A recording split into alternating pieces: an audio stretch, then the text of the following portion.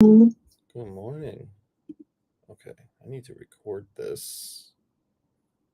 My video editors are saying the live recordings are too blurry. Quality's not good enough. Good morning, good morning.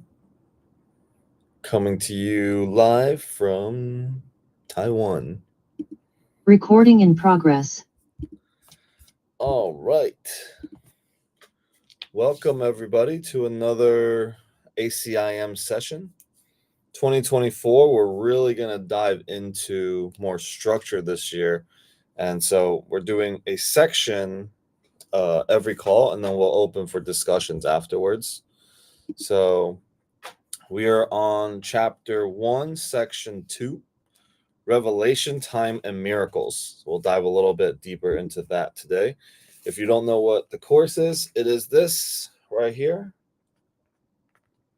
This is a 3-part text. And the entire goal of the text is to help us find peace in every moment of our life. And I read something that I wrote last week about how peace of mind is really the only thing that is worthy of going after from moment to moment in our lives. If we think back to last week, last month, last year, like what were we stressed about? Right? Was it even worth stressing about? Was it worth getting into a argument or a fight or losing our peace over? And then if we stack it further, and especially now being out here in Taiwan, I look at my little tiny cousins that are married and have kids. And I'm like, wow, they're so big and time is just flying by. And looking back, and right now also my cousins, they're in my whole family actually is in this conflict over my grandmother passing 7 years ago, the inheritance money. And there's just this fight that's going on and people aren't talking to each other. And it's really sad. I'm actually writing a letter right now to my entire family. And it wasn't until I got back here that I realized I had a purpose for being here also. And as I extend this love out to my family, I feel it. I feel the presence of it. So we're going to talk about that a little more today, that love. How do we experience love truly? How do we experience peace truly? And the course says that the rule of the law of expansion is that as things are shared, it grows. So we'll start there today, but we'll open it up with just a grounding meditation to invite ourselves to a place where we can accept that there is a different way to look at something. All right, so let's begin here this morning. And good morning, welcome everybody. Let's start this morning by, if you can, join me by closing your eyes and bring your awareness to your breathing. Let's bring in and call in this moment. Bring our mind to the awareness of here and now. So take a couple deep breaths in and follow the journey of that breath coursing through your body.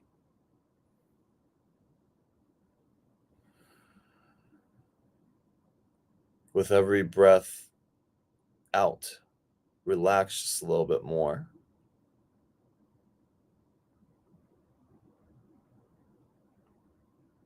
Surrendering and accepting the now.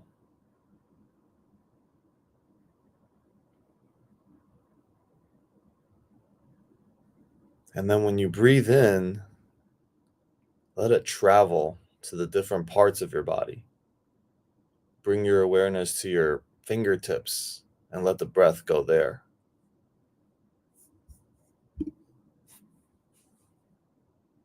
Wherever maybe you're feeling tension, bring the breath and the awareness there as well. And on your out breath, healing and releasing any of that tension.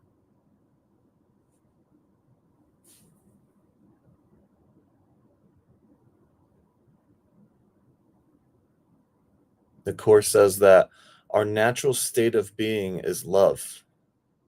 Your natural state of being is love. And anytime you don't experience love, you are out of discourse with yourself, your true self.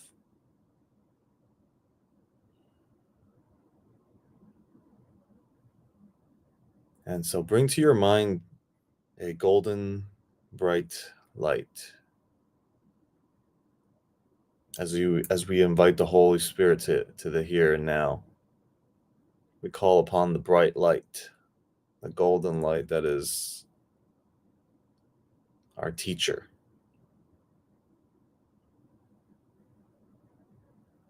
Feel the warmth of it, knowing that it wants to extend outwards.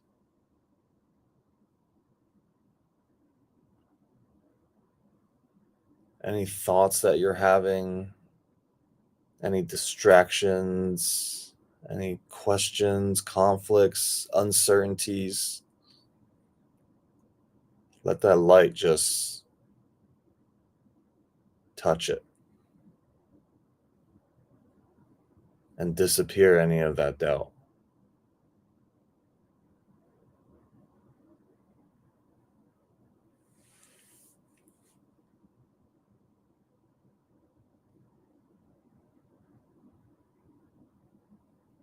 And allow yourself to trust the light in you.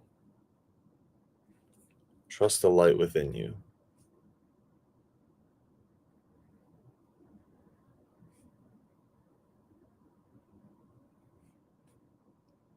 God's got your back.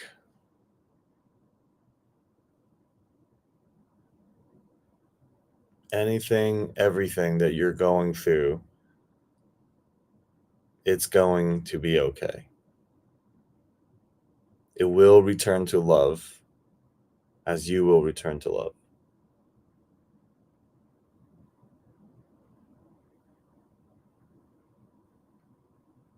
Whether you're aware of it or not, this golden bright light is always expanding.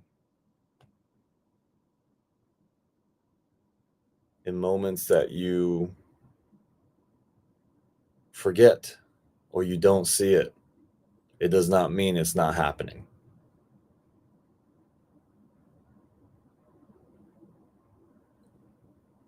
Our love is always unfolding onto itself over and over, and it may look like we may perceive it as pain and sadness and anger and conflict sometimes.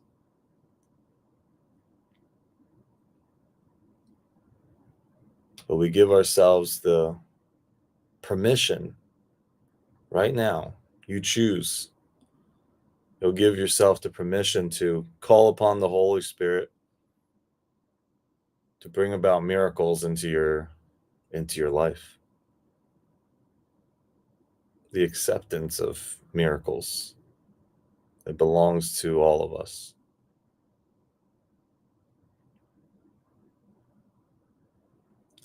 And from that space,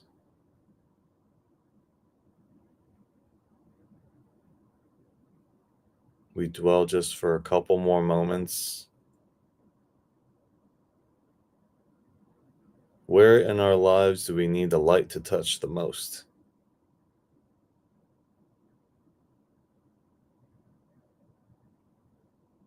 As we give love, as we give forgiveness, as we give peace, that is the way that we experience it.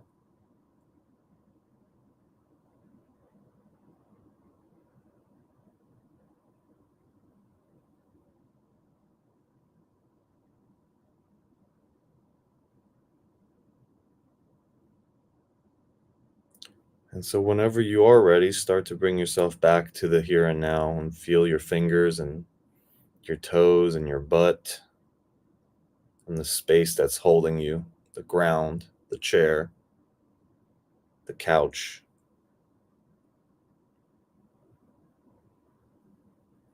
And you can open your eyes whenever you're ready.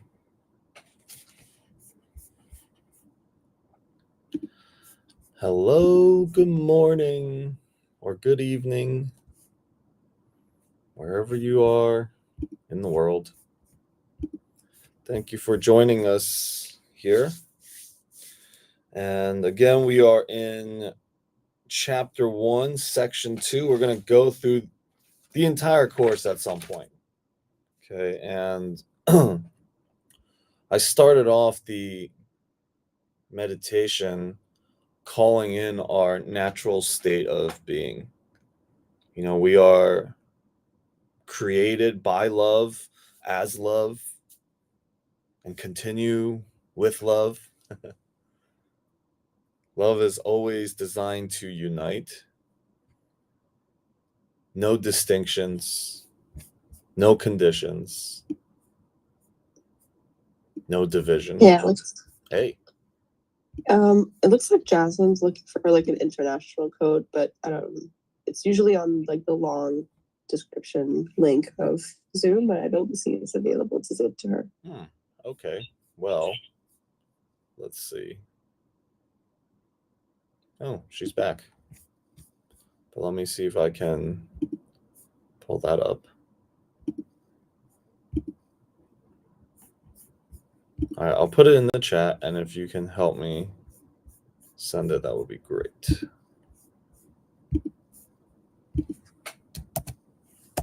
There you go. You got it.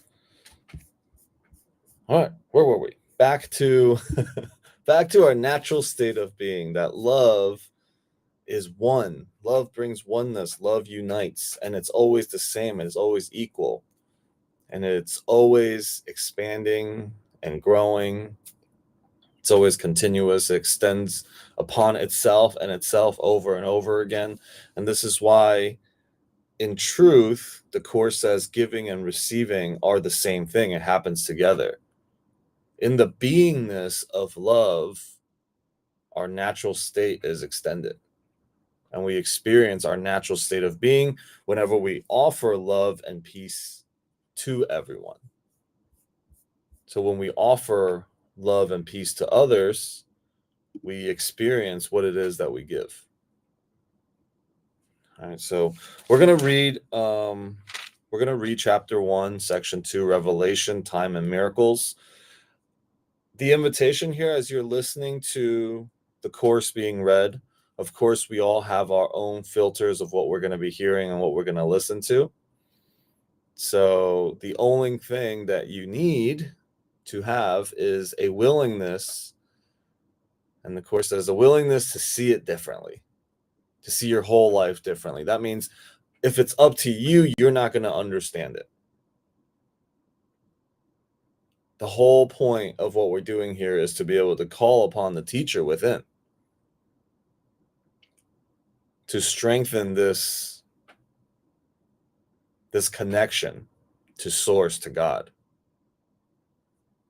And as we read here, open your mind and open your heart to that possibility, that we could have an experience of revelation. And we'll make a distinction about revelation again here today. We mentioned it a bunch of times about revelation. We're going to make a distinction of revelation and miracles itself. And so I guess to make it simple, revelation is experienced in heaven. It is not experienced in form. It's not really experienced in our 3D world, the physical world that we live in. Revelation is a state when attained, no lessons, no teachers, no Holy Spirit, nothing is required anymore. Teaching moments are over. So that is what a revelation is. Okay, when we get to that moment, it's, we hear it from, different places. I guess nirvana could be, you can call nirvana that state, right? Heaven, the kingdom, there's a state in which revelation is pointing to, the word revelation. right? There's probably a lot of different meanings out there, and this is why in the physical world we can't actually find truth, because there's so many different meanings to things. But from this space of A Course in Miracles, revelation is that state in which teachings and lessons and nothing is required anymore, that you have reached this state. Okay, we just call it heaven. And miracles happen in the realm of form, in the realm of the physical world. Miracles give us those glimpses into revelation. Miracles give us glimpses into what is possible of love and peace, of the natural state, recognizing the awareness of the natural state that we actually are. So when we are not in a state of love, we experience conflict and challenges and all the other anxieties that are created in this world. We become anxious. We lose faith. We lose trust. It's because we are not in that state of love, and we do not recognize ourselves being in that state. So as I read here today in section 2, chapter 1 of the course, open yourself up to that possibility, to let Holy Spirit be the guidance of your listening here. Okay, try to listen with your spiritual ears rather than your physical ears. That means you remove your egoic self of trying to understand, okay, what it is that we're reading. When you start to try to decipher it, judge it, I agree, I don't agree. Listen from a space of just completely being open, not I agree, I don't agree. Right? Or what is this thing that Alex is talking about? Just try to be completely open. All right, so that's the intention. Here I go. I said it. All right, so section 2, revelation, time, and miracles. 1, revelation induces complete but temporary suspension of doubt and fear. It reflects the original form of communication between God and his creations, involving the extremely personal sense of creation, sometimes sought in physical relationships. Physical closeness cannot achieve it. Miracles, however, are genuinely interpersonal and result in true closeness to others. Revelation unites you directly with God. Miracles unite you directly with your brother or your sister. Neither emanates from the consciousness, but both are experienced there. Consciousness is the state that induces action, though it does not inspire it. You are free to believe what you choose, but what you do attests to what you believe. So again, this is opening our minds to we believe first, and then we will see. Okay, so we step into that there is a different possibility here for each and every one of us. And revelation unites you directly with God. Miracles unite directly with your brothers. So miracles work in the realm of our world. Miracles are used to help us get glimpses of what revelation can look like for us. Miracles are a shift in perspective, again, from fear to love, from doubt to certainty, from separation to unity. Miracles are not happenings in our world. It's not things happening in the world. Miracles are shifted. It's a shift in consciousness.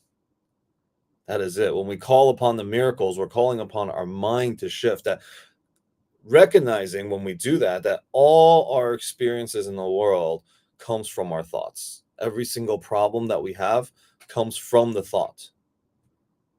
And every solution comes from undoing the thought.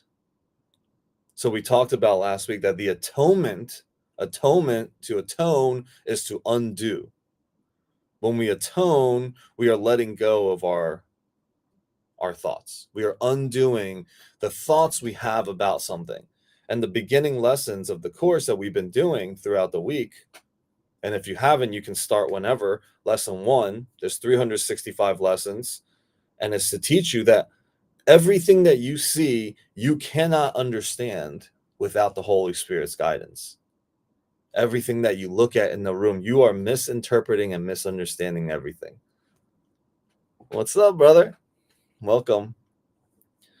Revelation is intensely personal and cannot be meaningfully translated. Okay? So revelation is an experience that you cannot verbally communicate with somebody correctly. So often when we have certain experiences of pure love and peace, we try to explain it in words to somebody, and it just can't happen. Those that have experienced it can recognize it in each other, right? There's moments, and a lot of times we can actually point this to like plant medicine ceremonies. There is an experience that happens that you cannot explain to somebody that was not there or somebody that has not experienced that before. Okay, this is why I actually do participate in those a lot and and be in that space, because there are moments of clarity in there, like ahas. Okay, it can come from anything, but it removes your ego in there. Okay, it removes this filter that you have. It removes it, and then you start to learn and see the world again in a whole new way. It's like, whoa. Anyways, I digress. Let me come back to this. So you cannot meaningfully translate it. That is why any attempt to describe it in words is impossible. Revelation induces only experience. Miracles, on the other hand, induce action. So you can have these moments and it induces action. They are more useful now because of their interpersonal nature. In this phase of learning, working miracles is important because freedom from fear cannot be thrust upon you. Revelation is literally unspeakable because it is an experience of unspeakable love. So last week when we were going through the principles of miracles, we said that miracles represent freedom from fear. Revelation is the state in which fear doesn't exist anymore. Miracle is the process of the undoing. Right? So again, the Holy Spirit is gentle and patient. God is gentle and patient because in reality, we haven't gone anywhere. Our minds are still safe. We have a perception that we are separate and we are in this dream world and that everything's coming crashing to an end at some point, right? It's like we're all waiting for doomsday to come. And we're always scared. We're always worried. We're worried about someone. I'm out here with my cousins and we're in a park and my uncles are freaking out that somebody's going to kidnap the little kids. Right? Like we're always waiting for some kind of doomsday or something crazy to happen. Like we can't trust the world. Right? So this is the experience that we induce, that we created and thrust it upon ourselves by living in the physical world. However, we could possibly, in our mind, live in a very spiritual place on the physical plane here. And this is what I try to do on these calls, is bridging the gap between the physical and the spiritual. Because there are moments that cannot be described in our lives. We call them just synchronicities, coincidences, but they aren't. From something as simple as seeing 11:11 on your phone all the time, that other people are seeing at the same time. For you to just bring the awareness from that specific moment to be able to see it. You've called that into your life. 11:11 means something to you. That's probably why you see it all the time. All right, so we call that into our minds. Mir- uh, Again, freedom from fear, this is an important part, cannot be thrust upon you. So if you think about how we try to perceive our own best interest, lesson number 5, I don't perceive my own best interest, and then you try to perceive it for others, right? We're thrusting something upon someone else. It just can't happen. Everybody will come back, will return to love eventually. And our goal as a brother or a sister out there is to practice and bring and call forth the Holy Spirit's patience in every moment. That is the only way we can create a safe enough environment and space for others to remove this idea of fear, remove darkness. You cannot thrust light upon them. It does not work. They have to come to the awareness themselves. We have to come to it ourselves. Love and God and light does not come in time, it comes in willingness. Only when you are willing to see it a different way will that become possible, and the Holy Spirit will be waiting for us right there. And then really what we're saying to ourselves is, I am accepting miracles into my life. I am accepting a shift in thinking. The world will give you so many opportunities to worry and stress about things. Only when you accept the miracles that I deserve it. There's a different way to look at it. See, the Course was created. It was channeled when Helen and Bill said there must be another way in which we interact with each other that isn't so hostile. See, the question, that the willingness came. And as soon as the willingness came, Spirit came. God came. Because it's our natural state.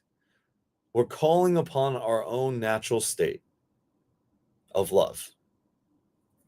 All right.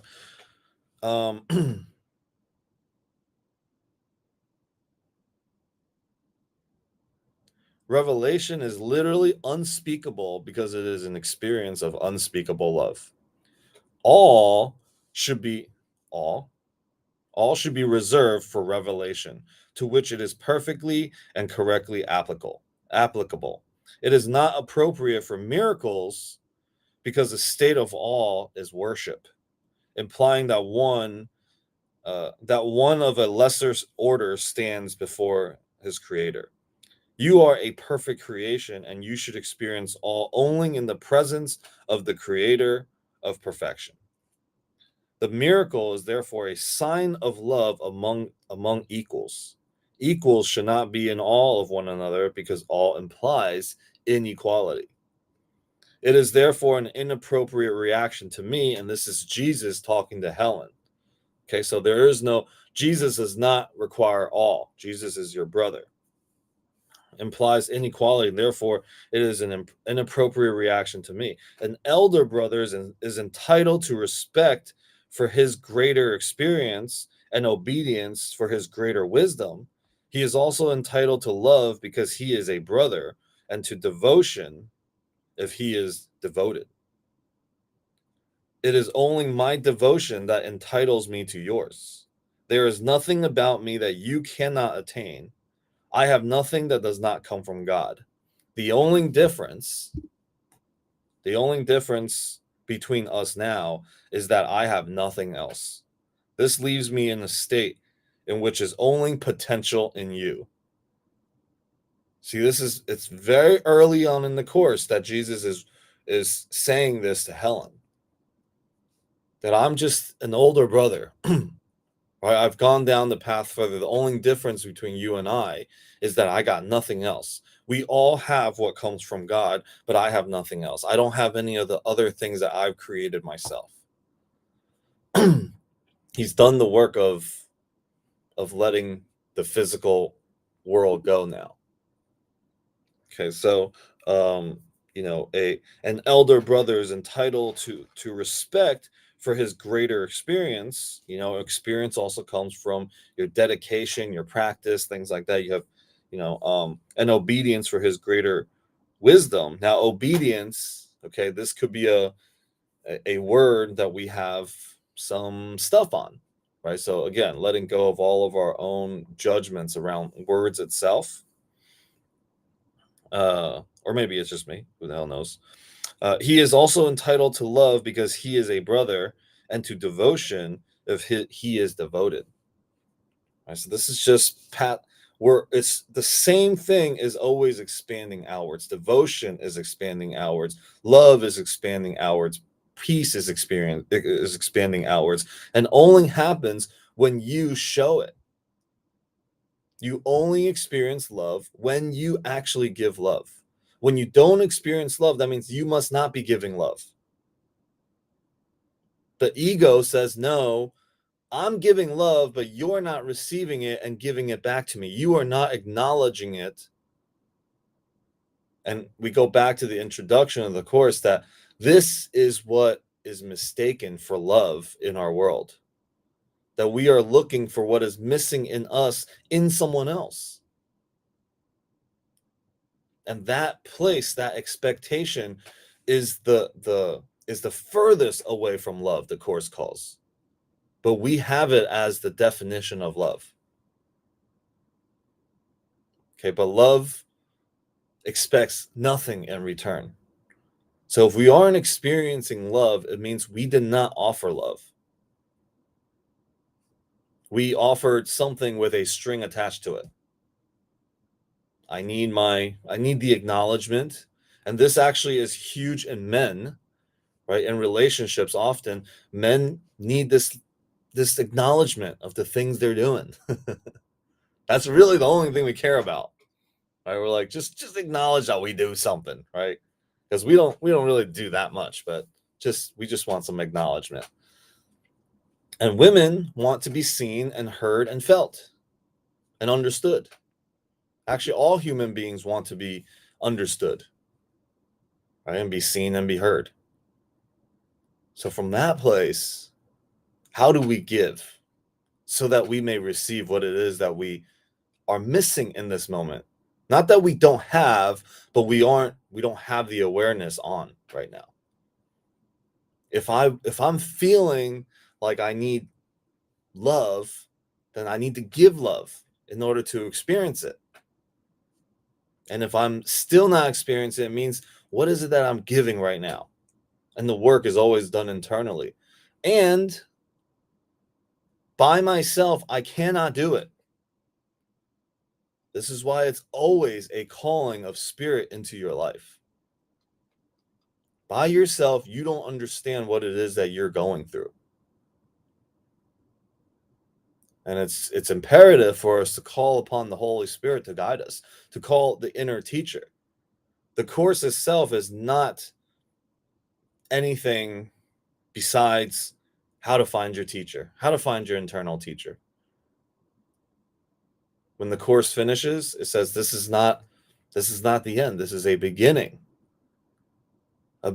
of your devotion and your practice, your devotion to your practice. And that practice is your connection to Source and to God. To hear the wisest part of yourself. To find the internal teacher that will guide you through all the different areas of your life, all the decisions, all the things that could possibly come. All right, so no man cometh unto the Father but by me. Does not mean that I am in any way separate or different from you, except in time, and time does not really exist. So now we're going to go into this conversation of time, and again, be careful that it will start to loop if you are trying to understand time from the way we understand time. Okay, so let's open up this new possibility to what time stands for us. So Jesus is saying, I am in no way different or separate from you except in time, but time doesn't really exist. and this is where we start to talk about time, not on a horizontal but vertical way. The statement is more meaningful in terms of vertical rather than horizontal access. You stand below me, I stand below God. In the process of rising up, I am higher. In the process of rising up, I am higher because without me, the distance between God and man would be too great for you to encompass. I bridge the distance as an elder brother to you on the one hand, and as a son of God on the other. My devotion to my brothers has placed me in charge of the sonship, which I render complete because I share it. This may appear to contradict the statement, I and my Father are one, but there are two parts to this statement in recognition that the Father is greater. Okay, so this is the question that I think Yusuf had asked last week is, if there is no elevation, if God and I are one, why is there still a separation in there? And I brought it, and I instead of looking at it in hierarchy, look at it like God is the source, and every thought, and we are a thought, every idea is an extension from source. Right? So, whoa, look at my background. There's fireworks going. Zoom agrees. So source, right? There is a source. Say God is the source, and we are all extensions of it, even though we are one, but we are not the center. We are not the creator of it. We are an extension of it. God is the creator. We are the extension. By that means we are one, but it does not mean that we are the creator, right? We can create because we are an extension of God. So in that way, there is a difference, right? That the Father is greater, but that we aren't, still we aren't separate. Okay, so hopefully that image right there, that metaphor, helped you guys understand that a little bit better. Revelations are indirectly inspired by me because I am close to the Holy Spirit and alert to the revelation readiness of my brothers. Remember, in the miracles, we talked about, in the principles of miracles, we talked about being miracle-minded, revelation readiness. Like we are preparing ourselves to be ready for it. And that's why the Course says the only thing you have to learn is how to bring peace to everything in your life. Peace is the prerequisite to entering heaven's gate. Okay, when you show up to heaven, when you're ready, when all of it is ready, it's because you have come to peace with everything in your life. And it will happen for every single one of us. Okay, this is what the Course says. Even though hell is like here on earth now. Okay, like going through these, everything is scary, everything we can't trust. Because on the flip side, this dream world is a nightmare. It really is like a nightmare. Like we're just, what are we doing? We're born into this world, and the moment that we're born, our body starts to decay and starts to die. Right? Everything that we ever have, we end up having to lose or let go of. Like, what's the point of all this? Right? And it's to find peace in all the places that you don't have. Everything is designed to help you remember your natural state of who you really are. So in the right perception, everything is a teacher. Every person is a teacher. Every scenario is a teacher. Everything you ever own and everything you ever see in this world is a potential teacher when you allow the Holy Spirit to perceive it. Not you. This is why the Course starts right now it's very gentle. The things that I see, I don't understand the things that I see. It doesn't mean anything. Right? And it goes deeper into it. There's a letting go first, and then there's an acceptance that comes after. All right, so revelations are indirectly inspired by me because I am closer to the Holy Spirit and alert to the revelation readiness of my brothers. I can thus bring down to them more than they can draw down on themselves. The Holy Spirit mediates higher to lower communication, keeping the direct channel from God to you open for revelation. Revelation is not reciprocal. It proceeds from God to you, but not from you to God. That is a very epic line right there, because we think that all these things come from us too. We give ourselves the responsibilities of other people. That your readiness, your we try to fix people like there's something wrong. The only way to fix somebody is actually to recognize in yourself that there was nothing ever wrong.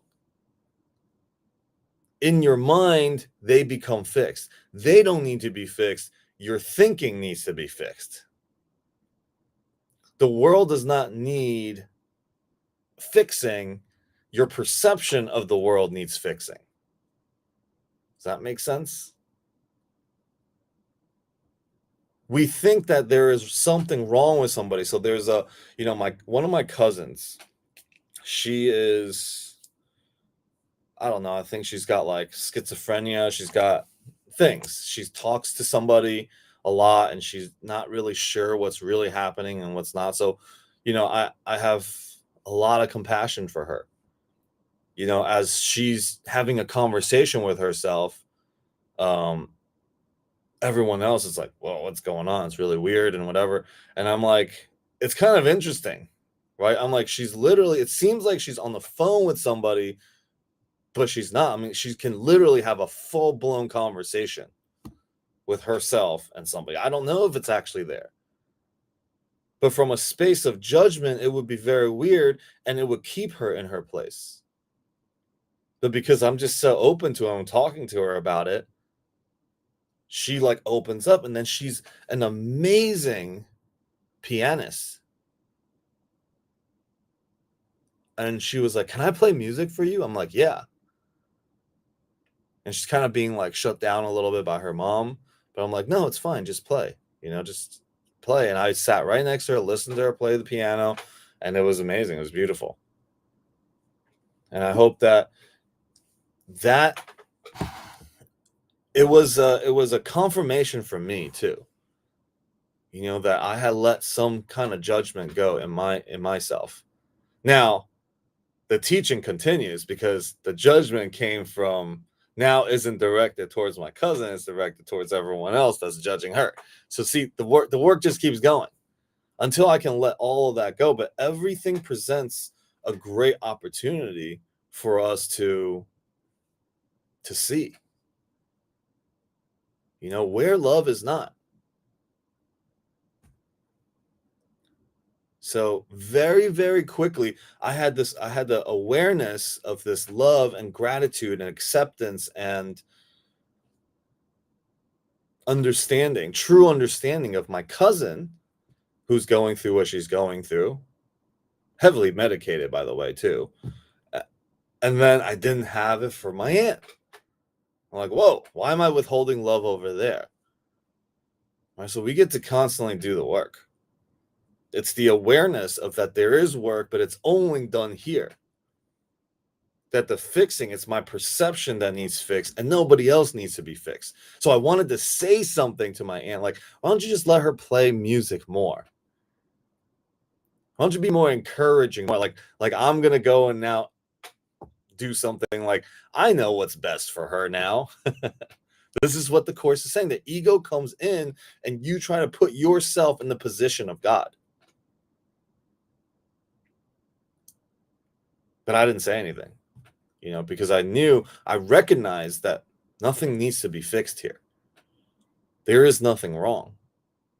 That's the only way that things can be fixed, is if it fixes in my own perception. Because the world I see is an extension of what I'm making real in my mind. Projection makes perception. I'm the one projecting. I'm a projector.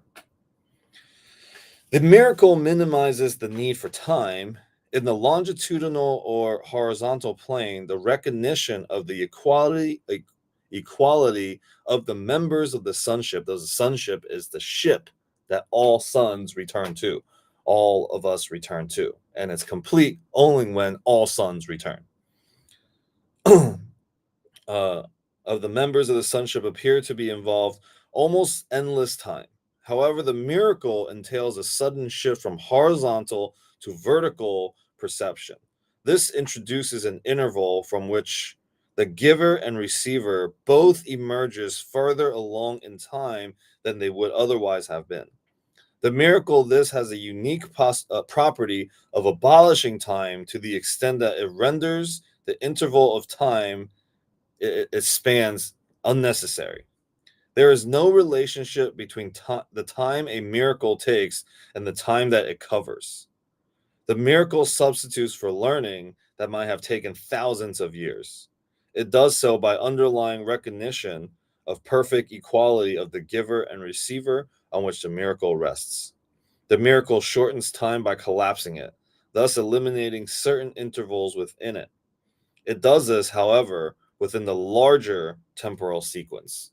So not within the sequence in our mind, but in the sequence of the infinite of the universe. That time, when miracles happens, it really, really collapses. Let's see, what's posted here. Oh yeah, so this is great actually. So I think Yusuf posted this in chapter 2. This is something that I actually carry along for a really long time, and I say this all the time, is I'm only here to be truly helpful. I am here to represent him who sent me. I do not have to worry about what to say or what to do because he who sent me will direct me. I am content to be wherever he wishes, knowing he goes there with me. I will be healed as I let him to teach me to heal. All right, so all the principles of the course is always the same. I will be healed as I heal, as I be taught to heal, as I'm open to heal. I will be forgiven as I extend forgiveness out. I recognize the forgiveness.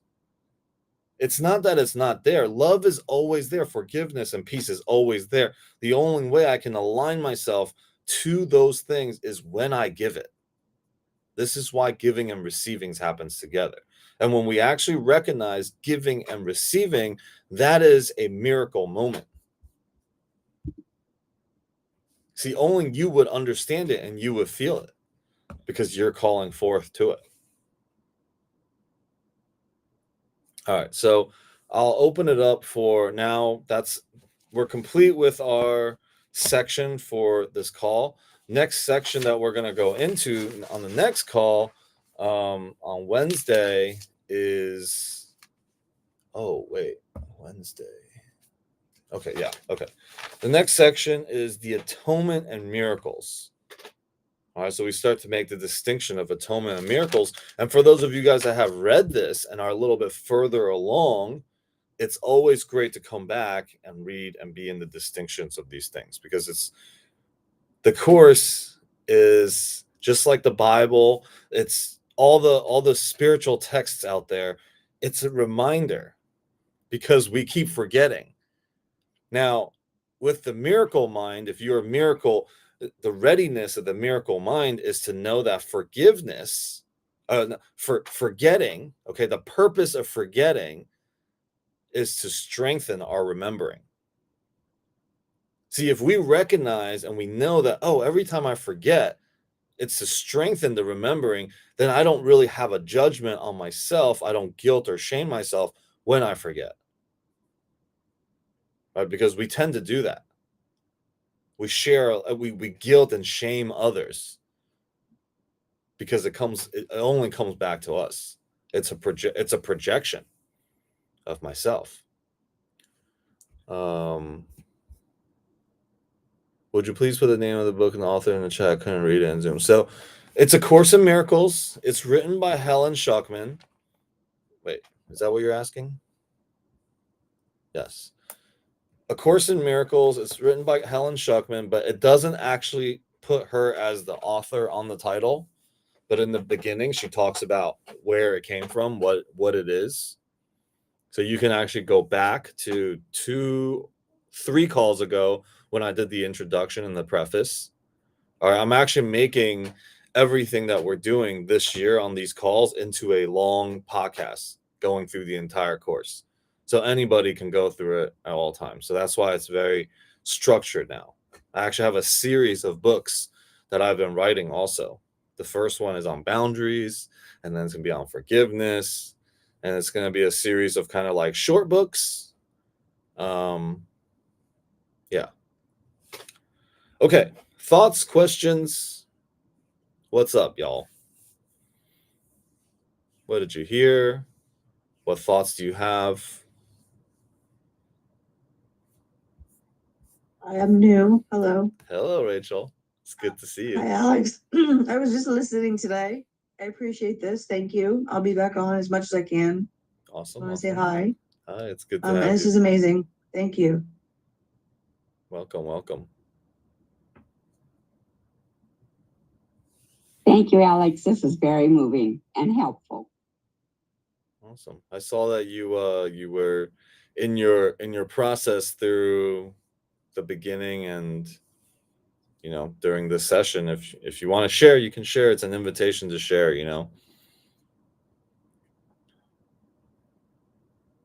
And no pressure. It's helping me go through some rough times, so it's great. Thank you. Awesome. Yeah, oftentimes when we do this call is a collective thing. Healing is a collective process. We heal while we work through with each other. And all of our worries and all of our anxieties and the loss of peace comes from us wanting something or someone to be different than the way it is. Right? Like we want a situation to be different than the way it is. But the way that we come back to love and we come back to this peace again, it rests in faith. Knowing that God's got it all handled. What's supposed to happen will happen, but you just have to see it. You're not seeing it right now. That's why it's upsetting. That's why you're anxious. That's why, you don't feel this overwhelming love and joy of support. And in the toughest times for us, that when we can call upon this, when we call upon faith, it deepens and it strengthens the only practice worth having, which is strengthening our connection to God and to Source. Everything that we're doing here, this is just, it's like talk, right? It's easy. It's easy when we're talking about it, but can we put it into practice in our life? The next time you get into something with somebody, can you interrupt yourself and say, do I want peace or do I want to be right?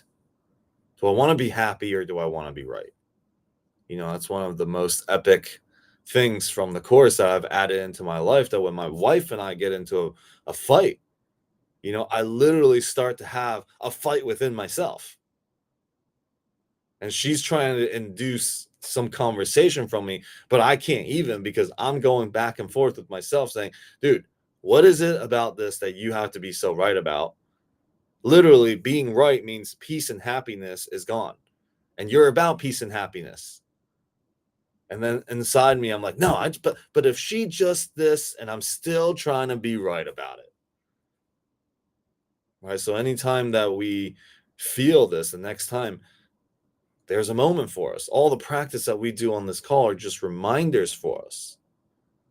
And life will give us the opportunity through our families, probably, right? Through our friends and families and through our relationships, it's going to test us.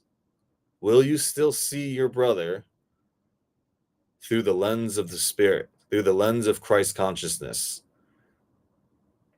Or will you waver when things get tough? And again, that is just me forgetting who my brothers and sisters really are as innocent child of God, innocent children of God, that there is nothing that they're doing that is wrong.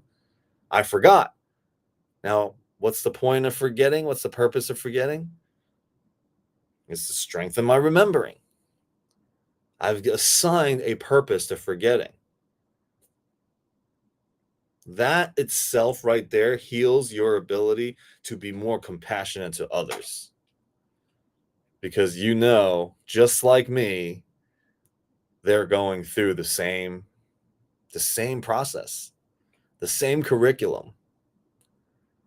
And that curriculum is remembering who we are. Truly, what is our natural state, right?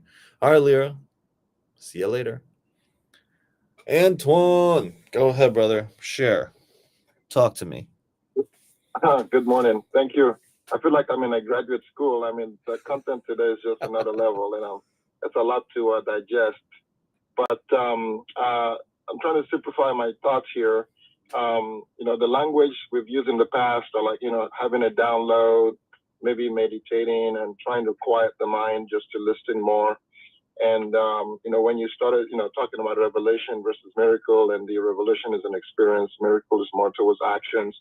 My question is towards seeking more clarity for revelation. So when we are in that receptive state, we pose a question, we're waiting for an answer, or we're trying to decide what we want about a situation, and we reach out to the Holy Spirit, to God, whatever, and something comes back. Would that be considered a revelation, or revelation is maybe a higher level kind of a thing? But you see where I'm going, right? I'm just trying to be in that, when I'm trying to be not, ask, but, receive, listen mode. Are there distinctions between, okay, this is just a logical thing versus a Holy Spirit versus a revelation, kind of a thing? Yeah. So let's put aside everything that we ever know about the word revelation itself. Revelation is in the context of the course, and you could even stop using the word revelation if it doesn't serve you. But revelation is that state of enlightenment. There is no more questions. There is no more teachers. The Holy Spirit is not necessary anymore. Remembering is not necessary anymore, because you are just in the state of enlightenment. It's done. You're just in the space of peace and love forever. Now, we can't even fathom what that is. It's just a concept. Hey, sister. We can't even fathom what that state is.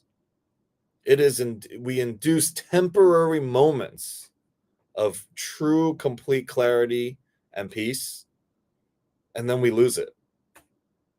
And miracles bring us back. All right, but revelation is the state in which we have already returned to heaven. You don't have any more questions. You don't have any more doubts. Now, miracles are for this place, for the realm of the physical that we're in. Miracles, because a miracle is the moment in which we shift our minds to this aha. I had doubt, now I don't. That's what you're looking for. What you're asking about is a miracle, right? Revelation is when it's all done. The Holy Spirit no longer is necessary. Jesus is no longer necessary. Nothing is no longer necessary, because you are already in that perfect place. Okay, so we don't need to worry about revelation ourselves. It's just to know that, listen, there is a time that it's going to happen. We're all going. Don't worry. Doesn't matter what track you take. You could be human trafficking right now, and it doesn't even matter. Everybody is going there. Okay, so from that place, how can we be in relationship with our brothers and sisters out there? Right? This is the healing that we need in our minds, because we create the conflicts. The conflicts show up in our mind. Some people that have more influence will take that and manifest it into the world. Every one of us can manifest war. Okay? Just think about somebody that you really just cannot stand. I think somebody asked me that last week. Right? We literally can manifest war in our lives. The smallest grievance, the smallest place in which you withhold love from somebody is equivalent to war.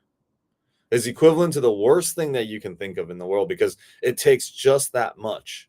It takes one little push over your agitation for you to literally declare war on somebody. So all loss of peace, no matter how small, is equally disturbing to the mind. And so now we gotta look everywhere, to all the different corners of our hearts and our mind that is in conflict, that has the smallest place of grievance, the smallest, I don't like this person, the smallest of, oh, you annoy me, you don't deserve my forgiveness. Right? Anywhere that we have that, we have to uncover it and give it over to God and give it over to the Holy Spirit. There's a lesson that says, if I hold this grievance, I can't let others go. I can't hold some stuff and give other things up. It's all or nothing.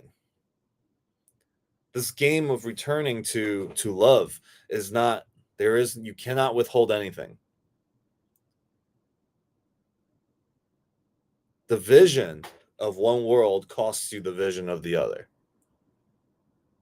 The vision of heaven and hell. That's what I'm talking about right there. You're either fully in hell or you're fully in heaven. You're either all in on love or you're all in on fear. If you're part way in, you will be in fear. You will be scared. You will fight. You will find somewhere in which to lose your peace at. And the ego will be super loud. And the way the ego deals with it, because the ego says, hey, I'll fix it for you. The way I fix it for you is, let's blame it on that person. It's not me. I'm doing a Course in Miracles every week. It can't be me.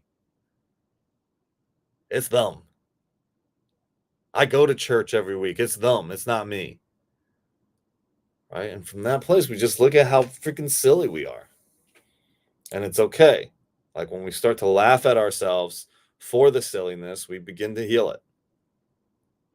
Okay. These calls have, wait, what? And how was the ego originated in the first place? So, first of all, writing an ego with a capital E, the Course says that capitals are reserved for what is true, right? Just the distinction, not a judgment around it. Truth and knowledge is never changing. Ego always changes, right? So it's a distinction that's made in the Course itself. I'm not saying anything about the way you typed it, but the ego was created. It's called the tiny mad idea. What if I could be separate from God? What if I could be something that I wasn't? That idea started the thinking that separation could be real. And hence and then the ego shows up. But the ego isn't really real. The ego is an illusion, but we'll go deeper into that later. Let's just talk about the ego for a second. The ego's only goal is to preserve its own existence. The only way the ego can keep its existence is to keep separation real. And so all things of the ego create separation. Not like a judgment, it's bad, but it just creates separation. Separation creates fear, creates guilt, creates conflicts, anxiety. And the more we buy into the ego, the more we separate ourselves from others. We can't see it. Forgiveness, on the other hand, unites. This is why forgiveness is the vehicle and the instrument in which we experience miracles. We let go of a picture of something. I'm willing to be wrong about the way I have of the past. That is forgiveness. Forgiveness is, the Course says forgiveness, I'll actually read that. Forgiveness is to see that what I thought my brother did not actually do. Again, everything that brings you to miracles, the ego does not like. Why? Because it brings you back to oneness. And oneness is not where the ego resides. Okay, so a lot of the lessons goes into forgiveness is the key to happiness. Forgiveness offers everything that I want. Usually I can flip right to the definition of forgiveness. Now it's, just, I don't know. It's not the time, I guess. Other thoughts as I continue flipping. Hopefully I'll get there. Anybody have any thoughts around what we're sharing? Oh, I forgot to look at all my lives. Anybody saying anything on the lives? Well, I mean, I don't have glasses. It's kind of flurry. Okay. Jacqueline, go ahead.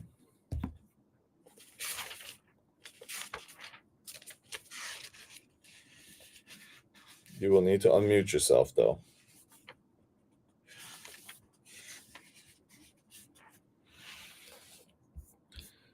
And we can't hear you, even though you're unmuted.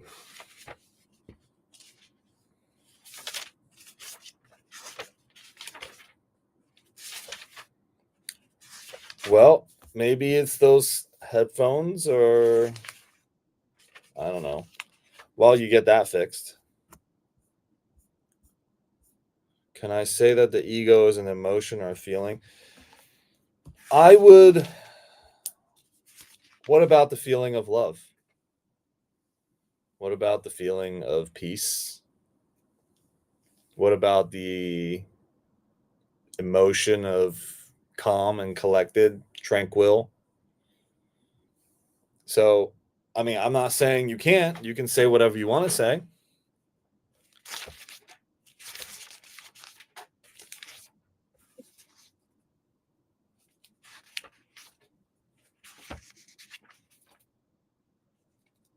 Hello. So, but if we say all those feelings, Mhm. so to making the ego wrong all the time is it's like it's just a thought or just a feeling or just an emotion, just it is. Mhm. So then it makes it an illusion. Yeah. So you can say that. That's why I said it's not wrong. I'm not saying it's wrong. And yeah, we're not making the ego wrong. You can do whatever you want. At the end of the day, an illusion will be recognized as an illusion. It's just going to happen. Right? The ego is going to be the ego, and it's not wrong. People will go through it. The moment that the Holy Spirit is accepted, all of these things begin to disappear. Because the Holy Spirit is, on one hand, knowing that you don't have the truth right now, but the Holy Spirit knows truth. Your acceptance of the Holy Spirit is the miracle readiness mindset. You have accepted the Holy Spirit into your life to guide you. That's the part that that the Holy Spirit says, I will be here patiently waiting for you. Infinite patience produces immediate results.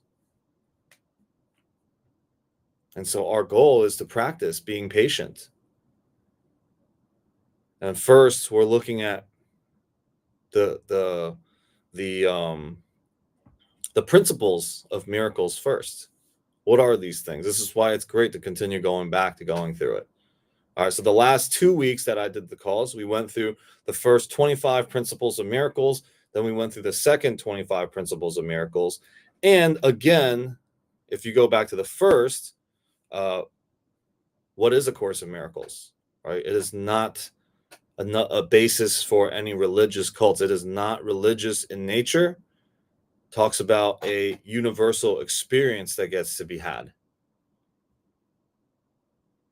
That the Course is one of thousands, if not millions, of paths to God.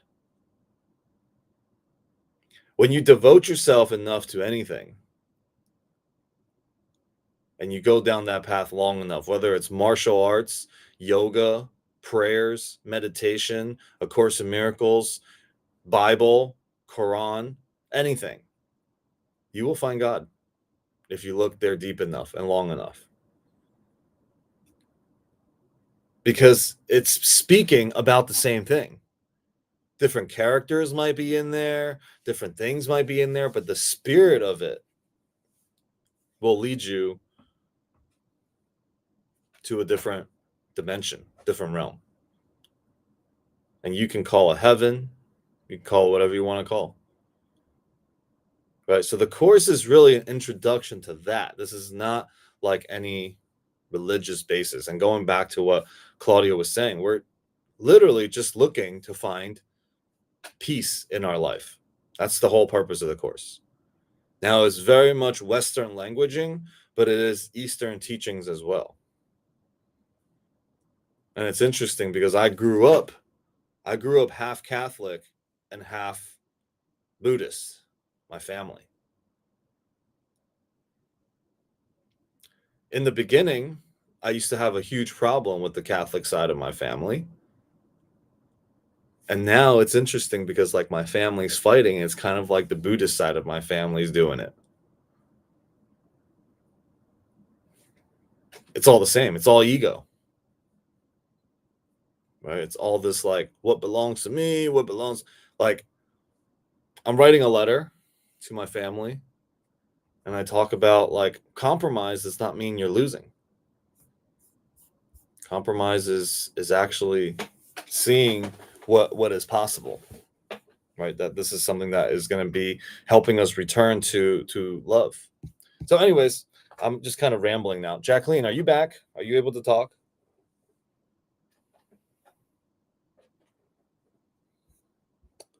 That's a negative. I'm sure it's very important. But until that gets fixed. Antoine, go ahead. You have something you wanted to add? Yeah, sure.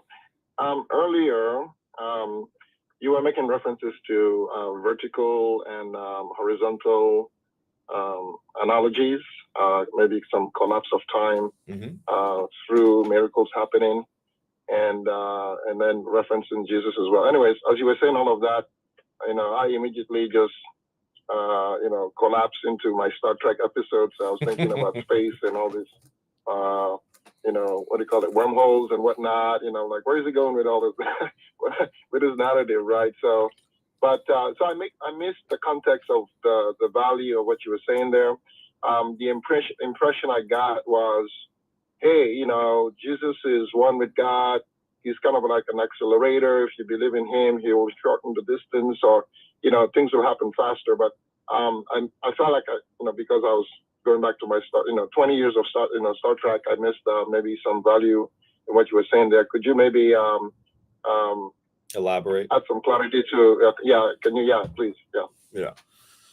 So the way that we see time in our life is horizontally 1 year, 10 years, 20 years, 100 years, 1,000 years, 2,000 years, right? We look at it like it's far away. It requires a lot of time in that way.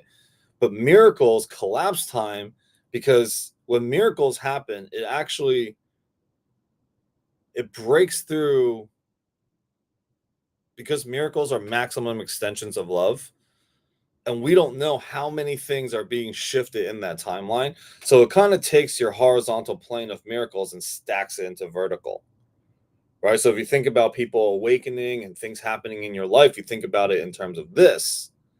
But if you just think about your life in this moment, there is only this moment right now. Your entire life becomes stacked like this. Okay, so where was I then? Which was here. And I'm just climbing upwards. And when we can break through, time itself holds us in the ego constraint. The ego lives in space-time because time allows the ego to say, you don't have enough of it. The ego thrives on the principle of lack. The ego points to, look, you have this amount of years to do what you want to do, and then you're dead, right? Then there's an end. There's a beginning and an end. But just like the Course says, when you finish the Course is the beginning. It's the beginning of you starting to be in tune and connected to God. It's for you to find it inside. And in that way, when miracles show up, it literally breaks and collapses time. Things that we think would take thousands of years to happen, it happens right now. There is only now. Time is only done like this in a vertical plane. So when we don't have, it's going to take me 10 years to, so easy example, somebody might think it takes, I don't know, 5 years to get 1,000 units in real estate. And then others, how come others can do it in 5 months? How come some people could do it in 1 day? Is it possible? Right. So this horizontal timeline, what is it? Why is it that somebody can do it in 1 versus somebody do it in 10? Somebody can never do it in their lifetime. It's a thinking that happens. If you break through that thinking and that possibility, and I'm using this tangible experience here about real estate, but think about it like your faith in God, your trust in the Holy Spirit, in your brother Jesus, right? So we stack it vertical now. It can happen right now, this moment. I can break free from all of that. Now, what I once thought was 10 years can happen right now. I've just collapsed time because it's happening as a miracle in my mind. All right, so this is going to take some, just opening to, because our mind keeps going there, right? And it will still continue to go there. Just know that this exists right now. When you have an experience around it, you'll know what we're talking about. There are moments of such clarity that time stands still. And then you'll remember, you'll have a glimpse that is a possibility. And then that becomes a motivation for you. The reason why we do these calls and these talks is a reminder and a calling for miracles to show up for us. And that miracle is not like, again, it's not a happening. It's me being tuned into exactly what's here now. Love and peace and God being here right now. I am tuning myself to it. I'm not calling it to me. I'm calling myself to it. And then everything starts to become a miracle. The fact that I can even think of manifesting something in my mind, what put that thought even there?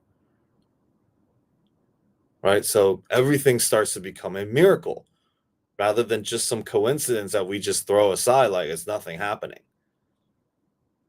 Okay. Barbara, go ahead. So speaking of that, where you were saying about basically the miracles and jumping from one income to the next, I've recently experienced that in a huge way, and it's been incredible. And I knew it was possible. I just hadn't experienced it. And so like in 4 weeks, I was able to do about 100,000 in sales, whereas usually it takes me a month to do 20,000 in sales. Mm-hmm. And then I'm working on a $4.3 million deal right now in insurance. And I don't even know how in the world, like I've never worked. I mean, it definitely feels over my head. Of course I have people helping me, but I feel like I've never gone to that level. And I just feel like I've just quantum leaped into a whole different world. I'm going to the Bahamas with the guy's wife for a yoga retreat. Like ridiculous. Like, I'm like, what in the world is happening right now? And just like I connect, one of my clients is a top 50 fashion model that I just, connected with. I actually connected her with Natalia because she's a real estate investor too, to like help Natalia to help her and stuff. But it just feels unreal because I'm connecting with these super like multimillionaire people all of a sudden, where I was working with like very low level people just doing regular insurance. And now I'm doing these huge things, deals, and 5x to my income, or my sales, from 20,000 average a month to now close to 100,000. And I'm like, okay, I think I can do 200,000 a month. Like, that seems easy. And here's the thing: anything that you can possibly think of or imagine falls way short from what actually is possible. Yeah. So it's an amazing thing for sure. you know, and I love that that's opening for you, you know, and as we do this type of work too on, you know, this is like opening ourselves up to new possibilities. You know, I am willing to see this differently, right? I'm willing to see my life differently. I'm willing to see my limitations differently. I'm willing to see my capacity to love, my capacity to earn differently. Yeah. And yeah, when you 100%. are, it just the floodgates open.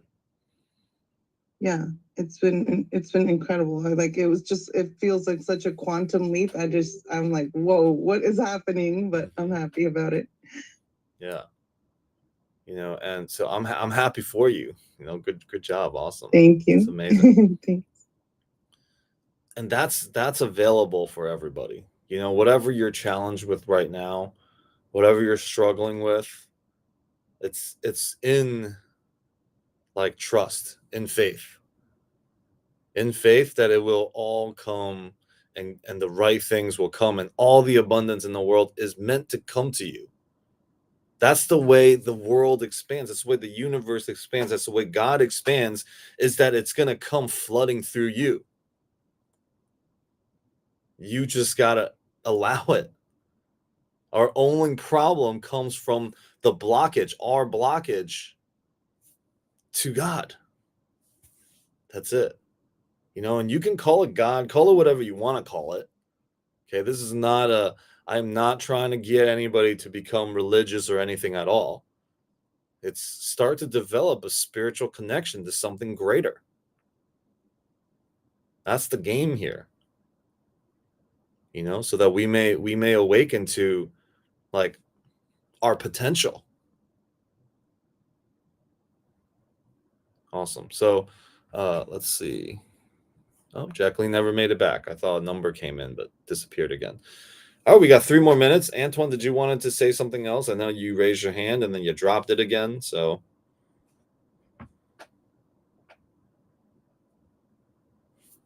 Not this time. I was just trying to make sure my head was not staying up. okay, cool. Welcome, Gail. Good to see you. Max, go ahead. Yeah, I just wanted to say I love that kind of frame shift on the beginning of the call where you said something about a peace of mind and reframing it into like what all the stress, what all the worry, what all the overwhelm is about. And I was just thinking all throughout the call is like reflecting on the years back and all of the stress, all the overwhelm and all that stuff. And it was just so eye-opening to me to really experience that. And I want to really kind of carry that kind of sense of freedom forward, because I know lately I've been having some like chaos and discord in my mind, just about kind of what I'm doing and all that good stuff. But carrying that kind of, again, that kind of myself, that part of myself that I was missing, that freedom aspect. I thank you for that. So. Yeah, of course, man. You know, and it's great, you know, thinking about the past in that way, that it doesn't actually exist. Right? Like you're going through the conflicts and the discords and the thoughts that are coming up. But last year, this time, what was your conflict and discord then? Right? No idea. Yeah. Because it doesn't really exist. So then right now, when you're having it, can you ask for a different way to perceive it?